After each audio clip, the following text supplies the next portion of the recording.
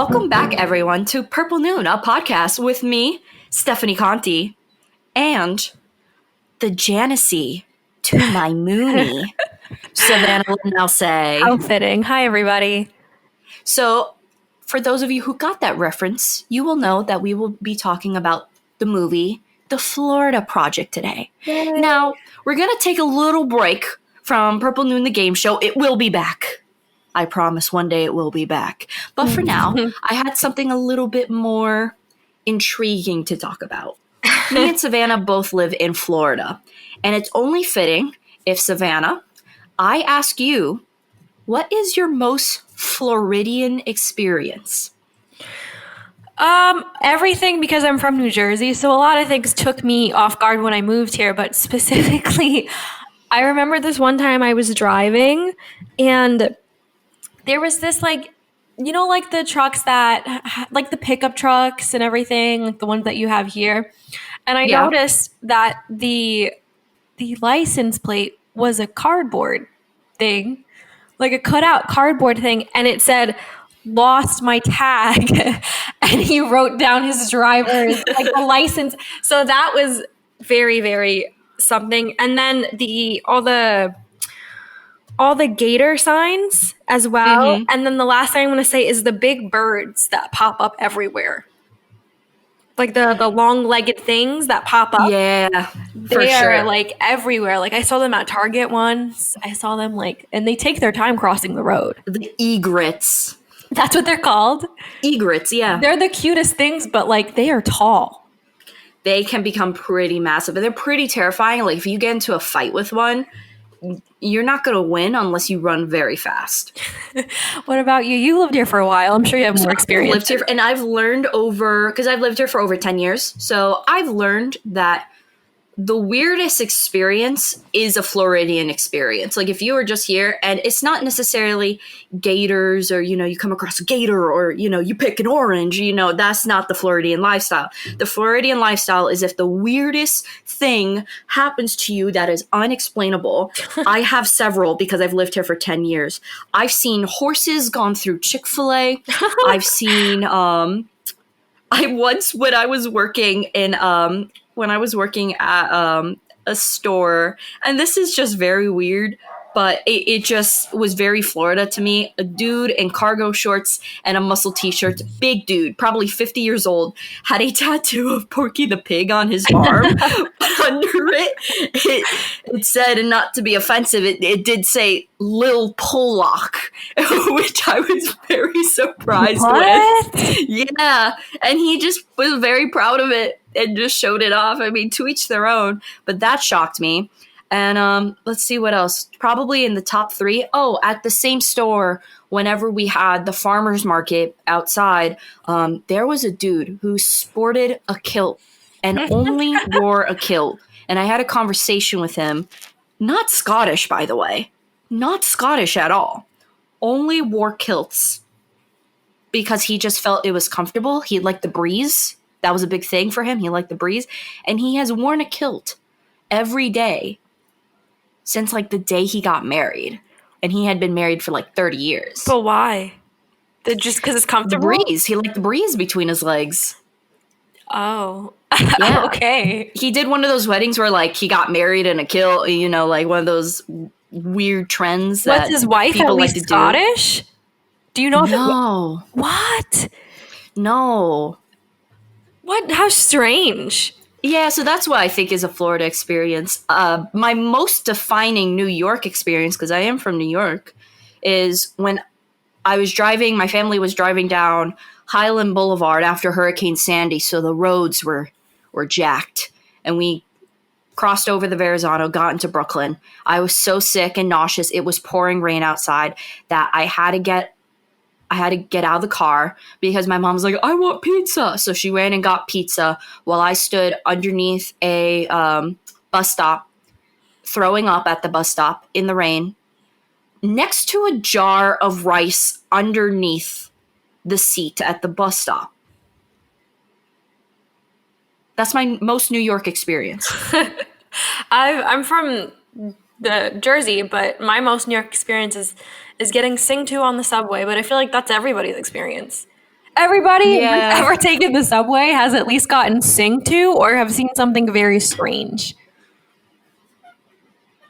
It's funny, New York and New Jersey, you have one defining moment, but like with Florida, there's like a ton. There's like 50 defining moments that just scream Florida. All right, so now let's get into the review. So Savannah, why don't you introduce the Florida Project to us? All right. So the Florida Project, the plot is it's set over one summer, and the film follows a 6-year-old girl named Mooney and her adventures with her playmates, and just the story of her mother as well, living in the shadows of Walt Disney World in a motel. So it was made, the director is Sean Baker. He also made the movie Tangerine, and he's famous for that movie because he recorded the whole thing on an iPhone. So you might have heard of him. It stars Brooklyn Prince, Bria Vanetti, I think that's how you say her name, I think so, yeah. and William Dafoe. It's a very, what did you think of the movie, Steph? Because this is my pick, so I've seen it a few times, but I want to know what you think. If anyone is out there, like, so this film is on Netflix. It's easy access. So if anyone's like, oh, I've heard a lot about this, do I recommend it? Absolutely. I do think it's a very well-written, fantastic film, especially if you are from the Central Florida area like we are. You know, this is all shot and filmed in, you know, places that we see so many times. So, you know, it's pretty much where we live. We're pretty close to that area.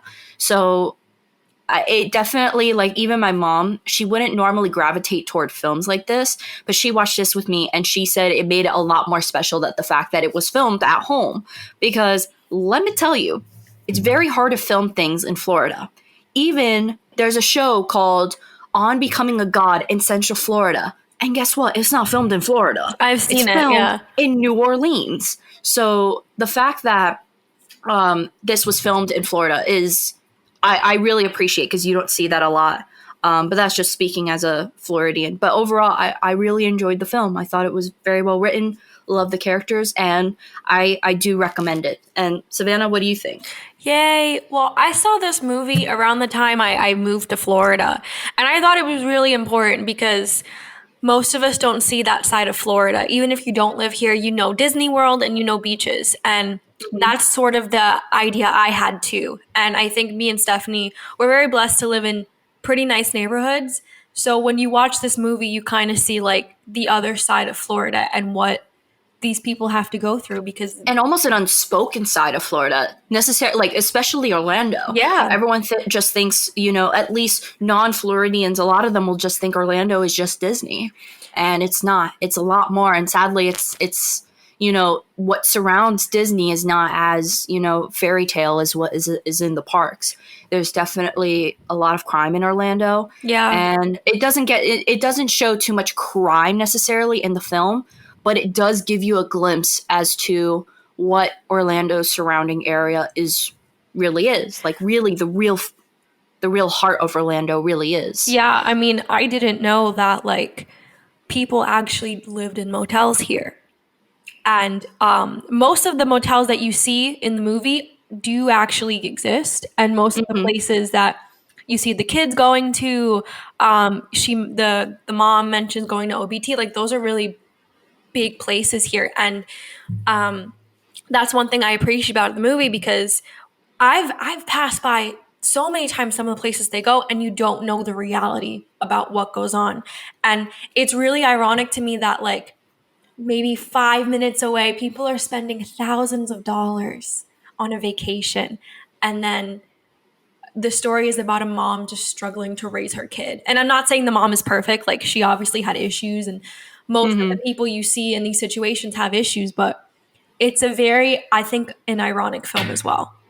Yeah, and it's like, even my mom was saying like how she knows kids, because my mom is a teacher. She knows kids that live in these motels all around, you know, in the Orlando area, just because, you know, Orlando is definitely a unspoken city. And what I mean by that is you don't really know the truth about it unless you've lived near or lived in it. That's a good And point.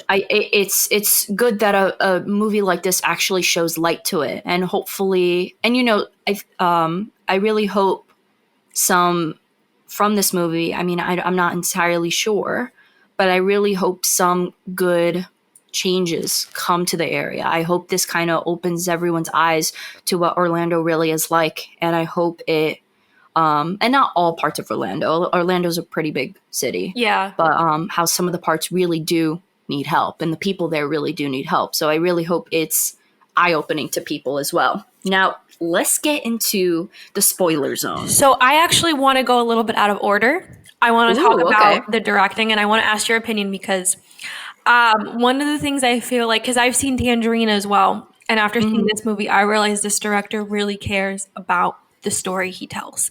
And Yes. I appreciate that because not that you don't see that a lot, but you can tell with this movie and the other movie, he really cares. He puts a lot of effort in authenticity. And I wanted to see what you thought about it because, you're the I thought expert. Yeah, I thought the directing was stunning, and not because it was realistic. And I actually wrote, there is a scene where at the motel, uh, William Defoe is leaning over against the railing. He's smoking. The night falls, and you see all the lights in the motel light up. I thought that scene was beautiful. I thought the entire movie was filmed very beautifully, especially the colors. Yeah. The color of this motel is, pastel purple, and everyone seems to be in some type of pastel-y color, or at least it makes it seem like some type of pastel-y color, without making it look unrealistic. It's Mm. entirely realistic, especially the way it's filmed too. And I thought that the way it was done, and especially the end, and we'll talk about the end later, was very realistic as well. I thought it was great directing, especially for, I really think this was, because I've heard about Tangerine, this director and his work. I would say this was his biggest stepping stone into getting Right. into big media, into getting into bigger pictures. And to go from Tangerine to a movie like this with, I'm assuming, an even bigger budget, you're working with bigger stars and everything like that, but to still keep that realism, and for the director to still be the same director from a low budget to a higher budget film, I thought it was fantastic. Okay, yeah, I definitely agree. I didn't realize what you said about the pastel colors. I think that's a really cool point of the movie that you pointed out. Um, so let's get into some of the characters. Just in general, I liked how you knew the characters without really knowing them. So William Defoe is the manager at this motel, and through little hints, you don't remember, they don't give you a backstory on anybody. Through little hints, you can tell he has issues with his own family. And Mm-hmm. his son comes to help him, and you can tell there's some issues there. And I like what they did with Haley because Haley can't be more than 24 with a 6-year-old. So you can already see like she was probably a teen mom. She has all these, just from her look, she has all these tattoos. She's living in a motel. She doesn't have a job. You could already see Haley's life was not great to begin with. It didn't Mm-hmm. just happen to her. So I really like that you know the characters without getting all of their backstory. And I feel like that's sometimes a little bit harder to do. What do you think?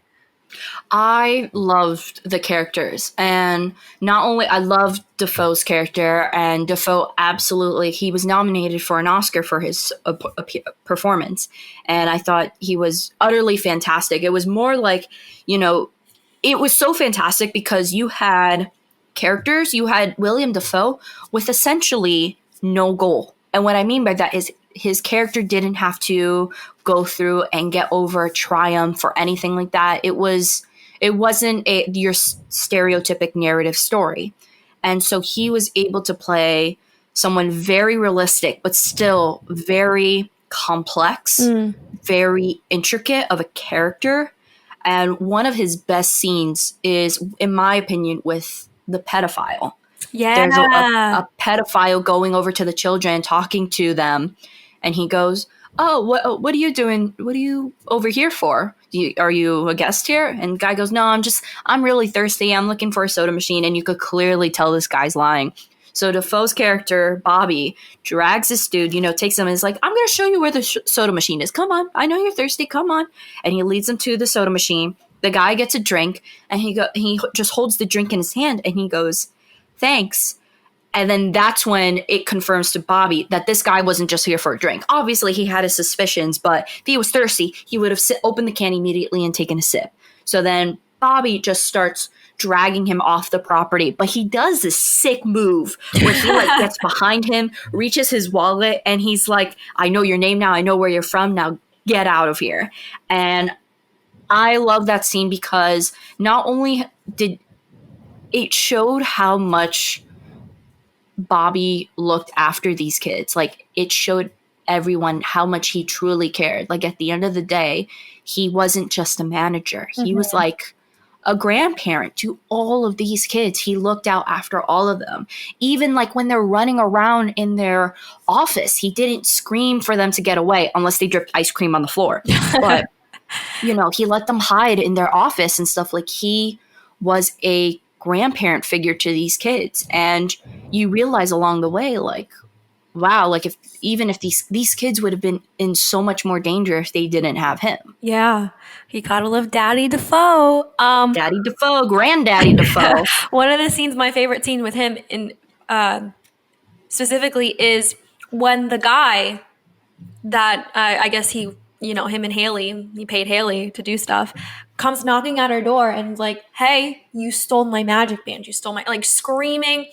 And Willem Dafoe comes in and he's like, what happened? What happened? She's like, I didn't steal anything. I didn't steal anything. She clearly stole them.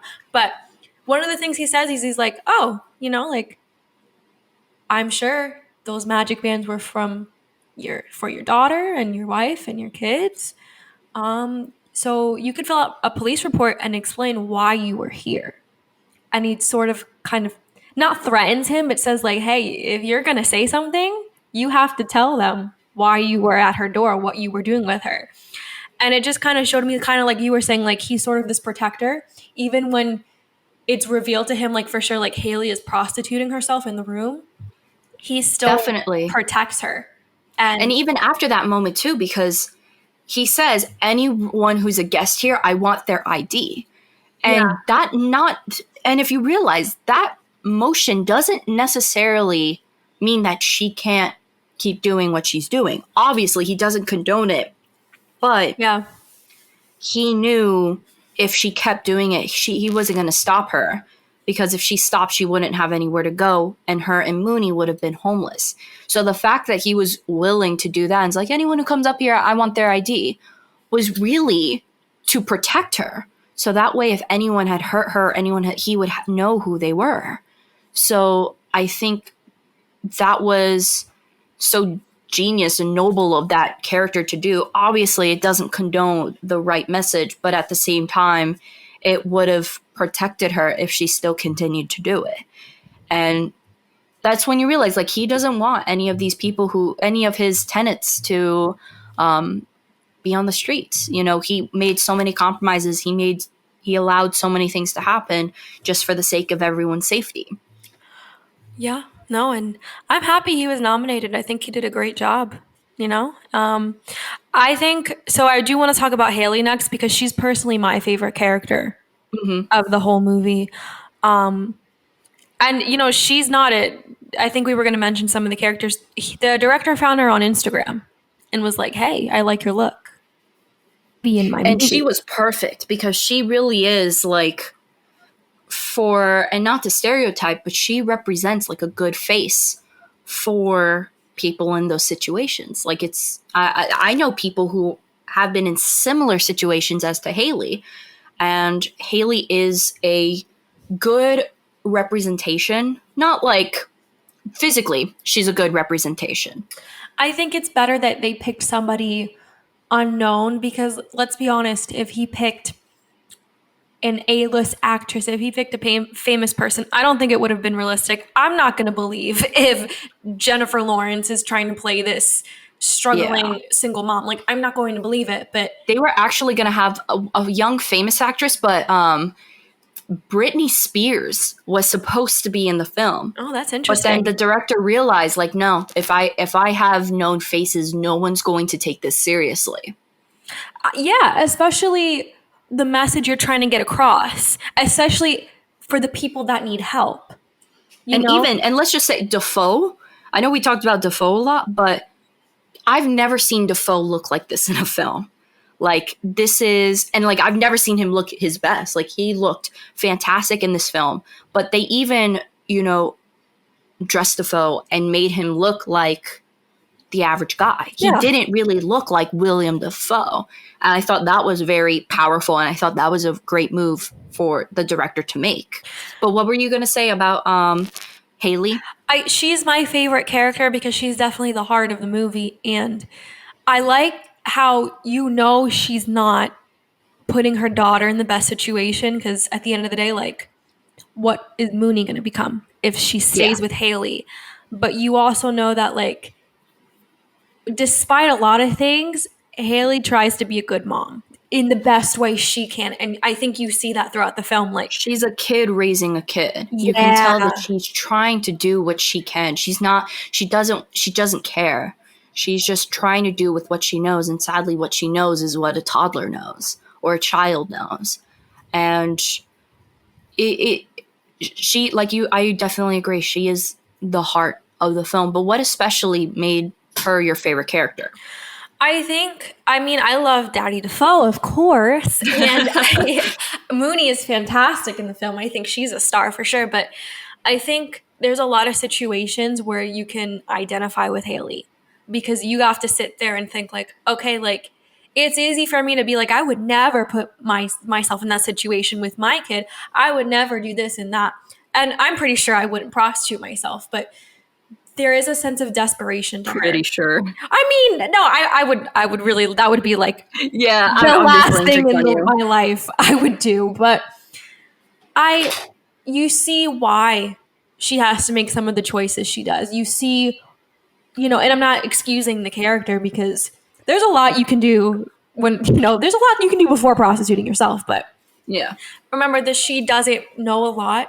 She doesn't seem very educated. She doesn't seem like she has any family or any options or anything. So there's a sense of desperation in this character that you identify with, and you have to sit back and think, what would I do? And can you really blame this girl that has nothing, has no education? And there's a scene where you see her in I believe it's a welfare office or an employment office, where she's just like, look, I don't have anything. No one hires me. The strip club, like, laid me off. No one's going to hire me. The parks aren't going to hire me because of the way I look. And you can sense that, like, she really has nothing. Yeah. So I think just the fact that you can identify, even with the choices she makes with her, I think is just amazing. And I think also even though what she does is not anything I would recommend or agree with. No. Everything that she does is for the better interests of her and her daughter.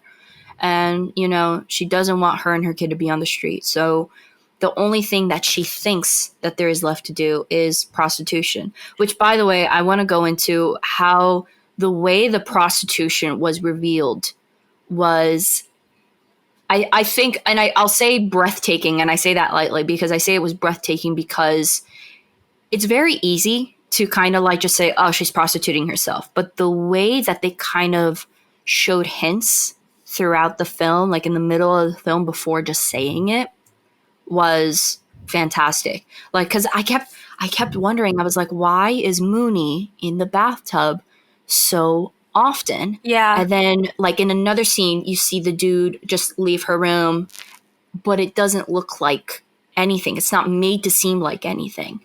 And even my mom was like, I can't put together what's going on. And I just looked at her and I said, I think she's putting Mooney in the bathtub while she's sleeping with men. And it was this heartbreaking realization, heartbreaking that this young little girl has to be in the bathroom, in the bathtub, while her mother does this. And I think it was there wasn't, my dogs are being dumb. They're just barking at no reason. But I absolutely thought the way it was portrayed was, when I say breathtaking, I mean, I literally went, like my heart sank for these characters. And that is how real everyone feels. Like my heart sank. And I started tearing up at the fact that this little girl was in the tub while her mom was, having sex for money in the other room. I thought the reveal was so powerful. It had so much power to it, that realization, and it kind of just crept up on you so slowly. What did you think about it? So that scene definitely, like, your heart went to Mooney. And I think throughout the whole movie, your heart goes to Mooney. And not that I necessarily looked at Haley as the villain, but I was just kind of like, dude, like, why are you doing this? The scene where her best friend, who also lives at the motel, was just kind of like, you don't think that everybody knows what you're doing, and sort of shaming her for it. And every right, because her kid was also like with her a lot. So her best friend feels kind of like, what are you doing? Like, my kid is with you. Like, how could you be doing this? The way Haley reacts, I feel like says a lot, because the first thing Haley does is like beat her up, like beat her very bad. But I feel like it was sort of this out of embarrassment and out of shame. So I feel like that scene also like reveals like she necessarily doesn't want to be doing this. Like, she's embarrassed to a point. Yeah, and I think another hint that I realized along the way was, do you remember when she throws on a bikini and with her daughter and she's like, bikini time? Mm-hmm. The photo. So it was Moody took a photo of her that was then used. It was the photo that her friend shows when she was like, I know what you're doing, because she was on an escort website. How sad. How sad. And the fact that her daughter could have taken this photo, could have been a nude or, a scandalous photo of her mother. Like, it heartbreaking. It's absolutely heartbreaking. But at the end of the day, it is real. People go through that, and people go through more. Yeah, and again, I think that's why Haley's my favorite character, because you see her make all these bad choices, and throughout the movie, you're like, what are you doing? Like, you have a kid. Take care of your kid. Don't make these bad decisions. Like, there's a lot of things you could do before you prostitute yourself. But at the same time, you're kind of like, you feel sorry for her. You feel like I was just sitting there, I'm like, I want to help you, but you're not real. Mm-hmm. And you understand to a point about what she has to do, what she feels like is the necessary step, what she feels like is saving her and her daughter necessarily. I also felt very bad for Janice's grandmother, because it's revealed early on that this Janice and her sister are being taken care of by her grandmother. Yeah. Because their mother kind of, like, because I believe the grandmother says, like, oh, she's got to stop acting like her father, their father, blah, blah, blah. And I think it was just this young woman just abandoned her two kids, leaving her mom, the grandmother, to take care of both of them. The fact that they were, all three of them, living in the motel was another heartbreaking character. What were you going to say? No, I like that you brought that up, because the grandma, I think she says something like her daughter was like 15 or 16 when she had Jancy and then the other one. And I feel like you kind of see like this is a very typical thing in those, like you see Haley that was probably a teen mother, because Haley looks very young. Yeah. And then you see Jancy's situation, and even Scooty's mom, Haley's best friend in the film, I forget her name, she looks very young. So you just see all these people like struggling with their kids and just trying to make the best of it, trying to give what they can.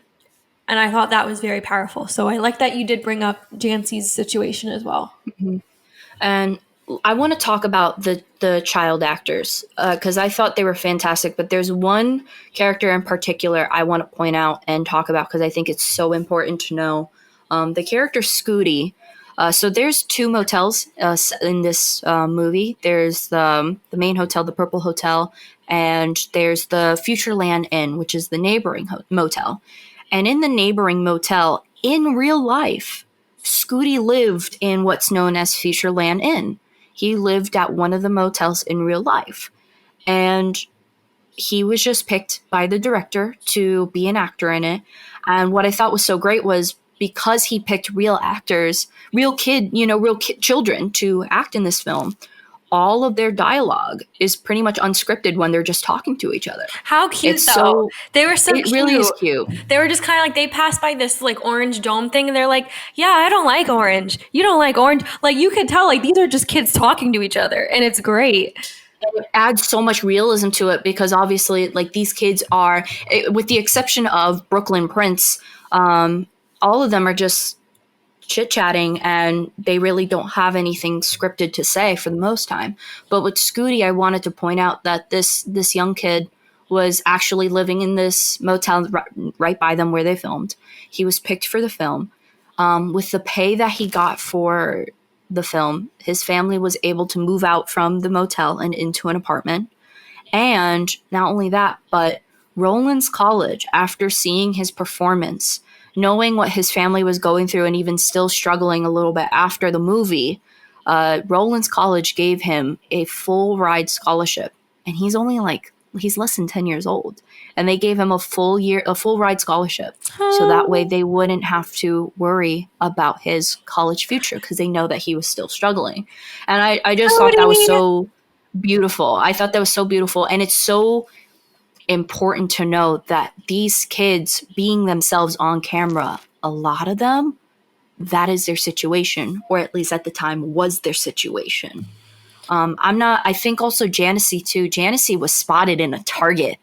And so Janessie was invited to be a part of the movie. But like all of these people are from the area. They are, they relate to these experiences. And I think that is so impressive and so important to do with a film like this. Yeah, I think if anything, this movie, if you don't get anything out of this movie, you should know that there are children like right now in Orlando living in motels with their family and literally are just playing in the street.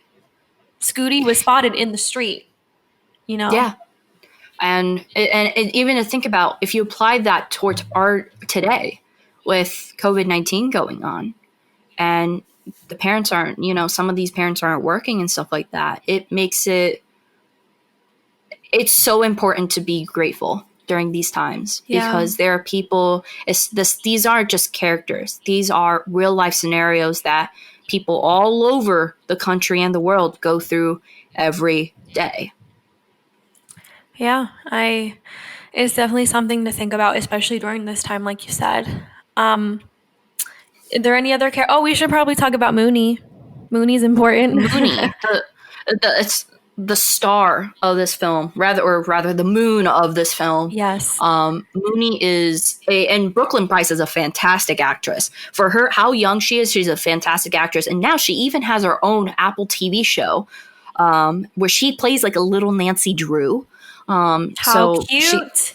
I forgot. It's like Left After Dark, something like that. But she's a very, very good actress. And I truly think she, her being herself as a kid was great. But even when you can tell the scenario had to be scripted, when she's crying in the end was so good. Like when she is crying to her friend in the end of the film, it is incredibly, it's incredible that a young girl, I don't know exactly how she was able to cry, but whether it was acting or she thought of a scenario or something happened, the fact that she was able to give that performance at her age was astounding. Absolutely. Yeah, she was amazing in the film. She also had such a cute personality. I don't know if they gave her like little notes about how to be Mooney, but she sort of made Mooney her own. Like this little girl was so brave. She'd go up to people. I remember when she met Janessie and the grandma was just like, okay, what are you going to play? Mooney was just like, relax. Your daughter is safe in my hands. This little 6-year-old girl. And she gave Mooney life. And I feel like a lot of child actors, I don't know if you watch the show This Is Us, but there's not a lot of realism in kids. Usually they gave them these really, if you look at a lot of children's movies or movies with kids in them, they usually give the child a very heavily scripted dialogue, heavily scripted character. And you get these little kids talking like adults. And that's not real. But I feel Yeah. like with Mooney, I don't know if they gave her notes on how to act like Mooney, but this little girl like made her own character. One of my favorite things is when they would go to Twisty Treat, which, by the way, if you haven't been to a Twisty Treat, you gotta go. You gotta go to a Twisty Treat. It's pretty much, for any Northerners listening, it's the Carvel of the South. But one of the funniest scenes is that they all get one cone. Like, they get one cone and they share it. So it's just three kids just, like sharing an ice cream, and it's the funniest thing. I mean, yeah, but you see them doing a lot of. We have to talk about why. So basically, the beginning of the movie, it stars three kids. So it's Scooty, Mooney, and Jancy. So the climax sort of the film and where things start going downhill is they discover these abandoned townhouses, and they break in and they're having fun, and then Mooney's like, "Hey, we should like do something with the fireplace," or "Hey, like we should set this on fire." And being kids, they set the houses on fire. Yeah, they put a pillow in the chimney and they light it up and it sets on fire. And that sort of creates the tension between Scooty's mom, and Haley. And I think I don't know if we're talking about the ending yet, but it's definitely the beginning of the ending in terms of what happens to Mooney. Yeah. And so after that, what happens is that's where Savanna had said that Mooney's Haley and Scooty's mom get into a fight. And after the fight, it's discovered that DCF, the Department of Children and Family, I believe it's called, are intervene into the situation. And they believe it's believed that Haley's friend is the one who called DCF on them. Because she had known what was going on with the situation, with prostitution and everything. And you can tell that Haley knows it's the end of her relationship with her daughter. And you can just tell in the little things. Like, Haley pays more attention to Mooney in the end than ever. You kind of just see her stare at Mooney while she eats, and she's just kind of smirking. And you can tell that she's anticipating the worst. And sadly, the worst for Haley and Mooney does happen, where DCF comes in and they tell Haley that they are taking Mooney into another family. And this leads into a whole debacle where Mooney, of course, does not want to go, and she ends up first, the DCF people end up telling her, "Do you want to say bye to your friends?" She says bye to Scooty, and then afterwards she runs away because she doesn't want to go, because she starts hearing more about going into a different family. So she runs away, and pretty much the ending is she runs to Janice, and this is where she's crying. She's like, "I don't want to go. I don't want to say bye." And it's so like, the dialogue that she says is so astounding, because she says, "I don't know how to say bye." And it's like, for a child to say that is heartbreaking. Like, I don't know how to say this.